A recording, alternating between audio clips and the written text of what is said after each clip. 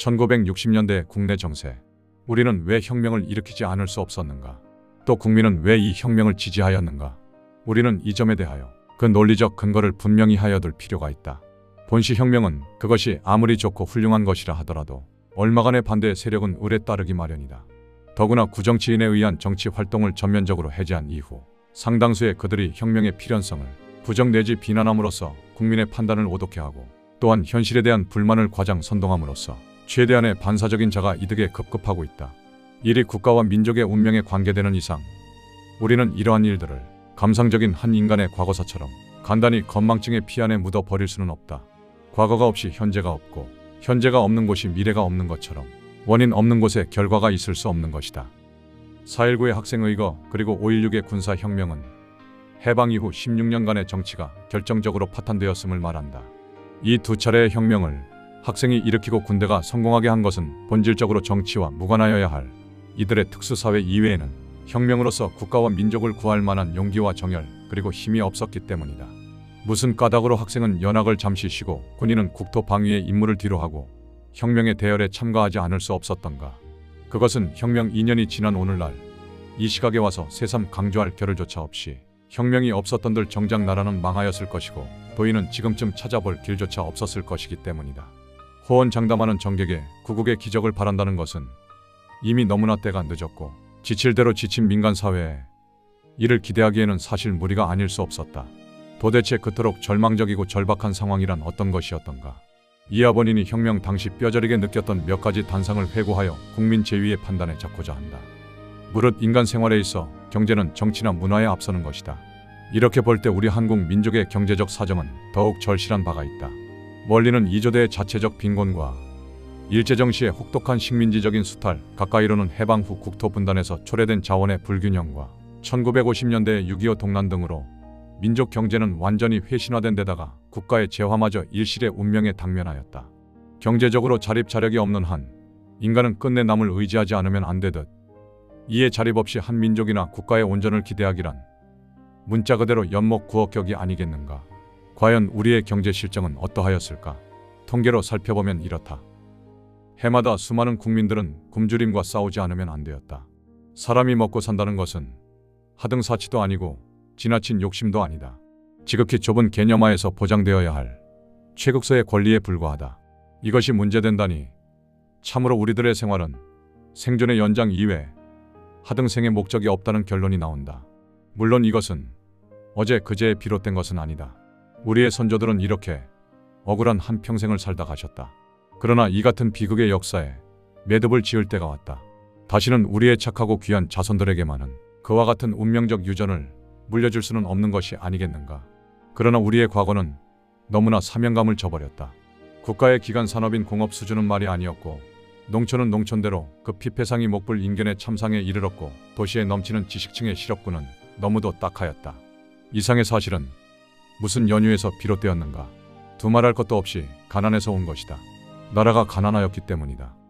나라가 가난하였다고 하지만 기실 얼마나 가난하였던가. 여기에 하나의 산 자료가 있다. 혁명이 나던 1961년도 민주당 정권의 추가 경정 예산안이 바로 그것이다. 총규모 6,088억 원의 내역인즉 국토개발 사업비조로 제공된 잉여 농산물 1,000만 부를 환산한 130억 원을 합하면 미 대충 자금의 총규모는 3,169억 원으로 이는 국내 자원 2,919억 원에 대하여 52%의 비율이다. 이같이 국가 운영의 기본 살림인 나라의 예산마저 절반을 넘도록 미국에 의존하고 있었던 것이다. 독립된 국가이면서도 통계상으로 보는 한국의 실가치는 48%에 불과한 것이었다. 달리 말을 바꾸어 본다면 한국에 대한 미국의 발언권은 52%를 차지하고 우리는 그만큼 의존되지 않을 수 없다는 의미도 된다. 동시에 그것은 한국에 대한 미국의 관심도를 나타내었다고 말할 수 있을 것이다. 미국의 원조가 없으면 우리 정부는 당장의 문을 닫게 된다는 것을 극적으로 표시하는 것이기도 하다. 물론 우리는 이러한 사정을 들추어서 촌호도 의식적인 곡해를 일으킨다거나 감사하는 마음에 검은 보자기를 씌우려 하는 것은 아니다. 고마운 것은 어디까지나 감사하여야 하는 것이다. 왜냐하면 이것은 어디까지나 예의에 관한 것이기 때문이다. 우리도 미국에 대하여 무엇인가 큰 공헌을 하고 있다고 기억된다. 틀림없이 한국에 대한 미국의 원조에는 무슨 까닭이 있으리라 믿고 있다. 그러나 문제는 상대적인 데 있는 것이 아니고 어디까지나 우리 자체에 있는 것이다. 원조의 금액이 몇 푼이고 간에 그것이 우리 살림살이 이외에 건설을 위한 웃돈으로 받는 것이라면 더 말할 여부가 있으랴. 그런데 불행히도 그 많은 원조의 대부분이 이 나라 살림살이의 기본 미천으로 날아가 버렸다. 이러고도 우리는 과연 독립된 자유민주주의의 주권 국가라고 자부할 수 있을 것인가? 참으로 딱하고 기막힌 일이 아닐 수 없다. 한 국가나 한 개인의 살림살이에서도 우리는 많은 공통점을 가지고 있다. 분가의 경우에서 우리는 국가의 사정을 충분히 터득할 수도 있다. 본가의 원조에 의존한다 하더라도 그것은 오래 지속도 하기 힘들거니와 또한 무작정 앉아서 받아먹기란 사실 고될 뿐만 아니라 한 가장으로서도 체면이 말이 아닐 것은 분명한 일이다. 더구나 본가의 사정이 여의치 않거나 그 부모의 불행이 닥쳤을 때는 연쇄적인 반응을 입게 될 것은 당연하다. 그러므로 당사자는 평소 이러한 사태를 예측하고 준비하여야 하는 것이다. 자수성가하는 각오와 노력을 게을리할 수는 없을 것이다.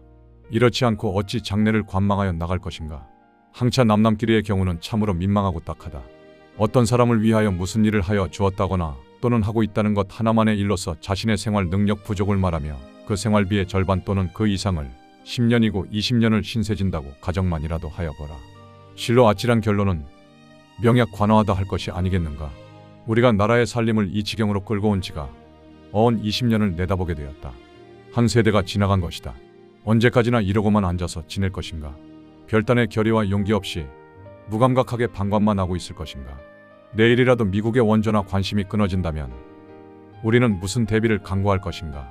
더구나 전투나 정치 이전에 앞장서는 경제전에 있어 강력한 적을 38선 저쪽에 두고 있는 현 정세를 생각한다면 한시라도 머뭇거릴 수도 없고 사고할 겨를조차 없는 것이다. 총력을 민족 경제의 타계에 집결케 하고 부흥의 일로 매진이 있을 뿐이다. 하루라도 빨리 자주 경제를 확립하고 내 살림을 내가 맡아 해나가는 수건을 이룩하여야 한다.